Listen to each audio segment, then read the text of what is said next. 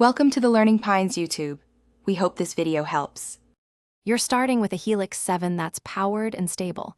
Make sure battery level is adequate or plug into 12V to prevent shutdown.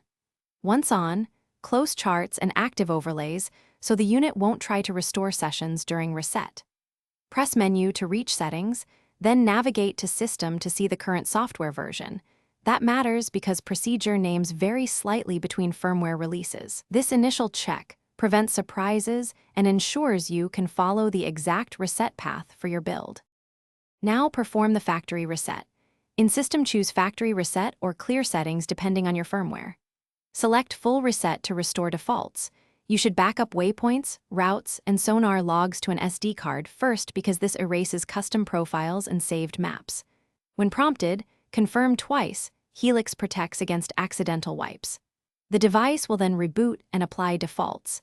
This clears corrupt settings that often cause freezes or phantom readings, making the unit behave like new without changing hardware. Once the unit restarts, restore maps and favorites from your SD or USB backup and reconfigure sonar, display, and networking to your preferences.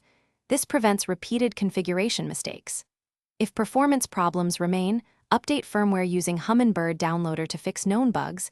Make sure you use the matching model file. As a last resort troubleshooting tip, perform a hard power cycle. Remove power for 30 seconds and reconnect. This clears volatile memory and often resolves boot loop or communication failures. Thanks for watching. Consider subscribing if we helped you.